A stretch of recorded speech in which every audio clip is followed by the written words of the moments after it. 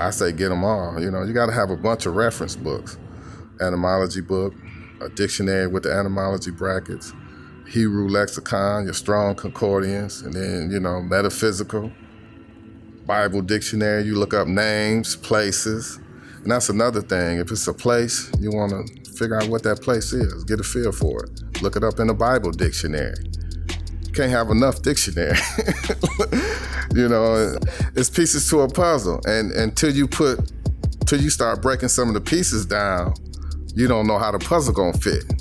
You assume then you're gonna miss out on some stuff. And the first time you do it, you're gonna be like, oh, it's a lot of work, but I really understand it now. And so once you figure that out, it ain't gonna be a lot of work for you. You're gonna be like, let me see what it is in this. You're gonna get quicker and better at it. That's what helps me.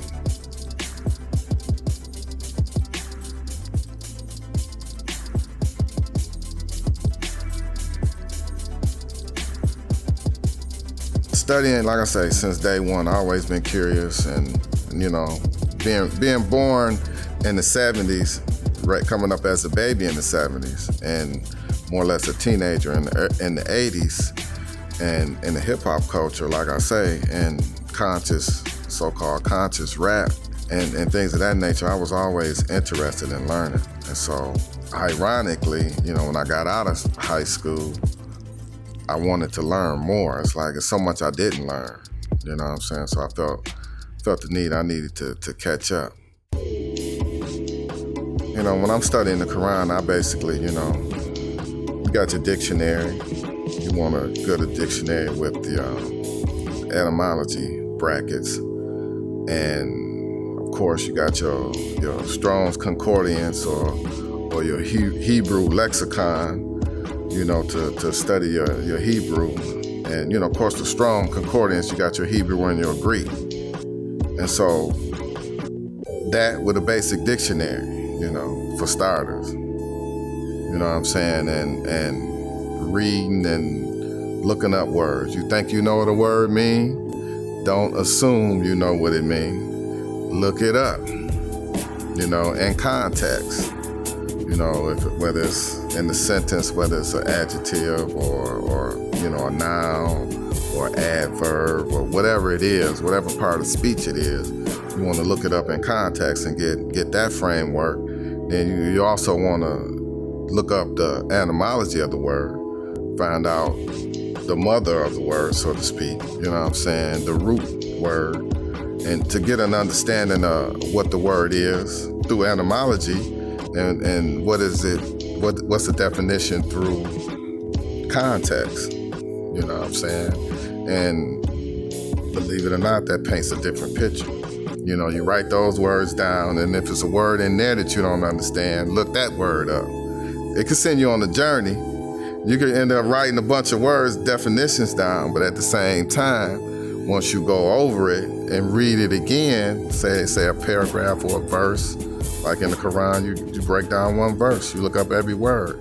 And if there's some words in that word that you don't understand, you look that word up. And you find out what it means, through etymology. And you just sit back and ponder on that. And read it again and substitute different meanings. And you paint a different picture, That works for me.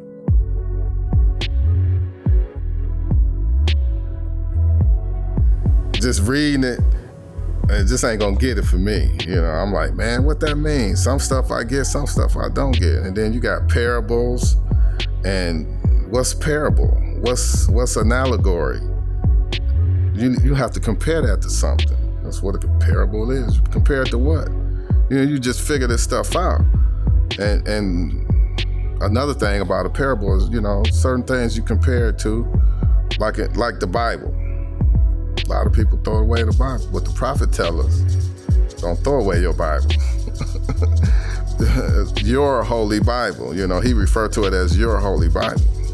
So you got to have a holy Bible. And like I say, it's a lot of jewels in the Bible. The Bible confused me a lot. So that's why I would get a Hebrew lexicon, a Strong Concordance. I need all the help I can get to try to figure this out, because it was difficult. And that's part of the reason why I would stray away from the Bible. Like, man, it's hard to understand. Some stuff I get, some stuff I don't. It's a challenge.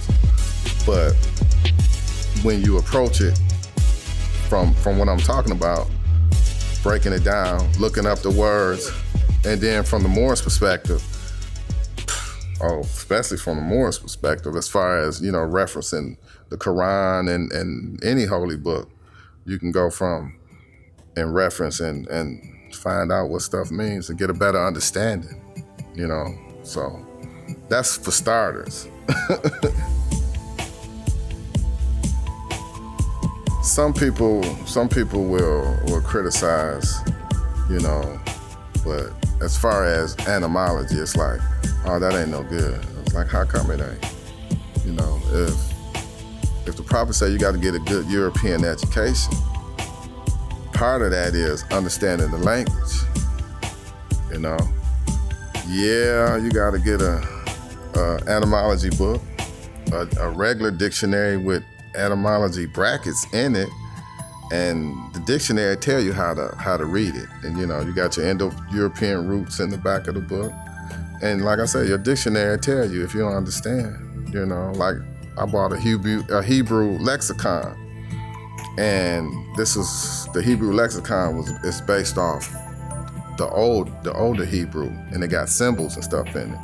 I don't know nothing about Hebrew, but you buy a dictionary and you start reading it from the front. Most people ain't got time to read no dictionary. That's why you don't understand. So what I do is get a dictionary, read it from front, find out the parts of speech, what a prefix is, what a suffix is, find out what etymology is and use it, and trace the word back. And just like the simple word spirit, spirit is breath. Spirit is one of those words that make you say, The dictionary, etymology dictionary, concordance, etc. These essentials are not only critical to have, but to know how to effectively use them. Don't worry, you don't need to memorize everything from this chapter.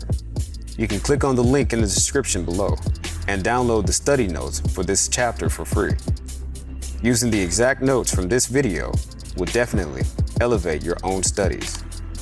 Also, be sure to subscribe to Amexem and hit the notification bell for more videos and resources just like this one. We'll see you in the next video. Peace and love.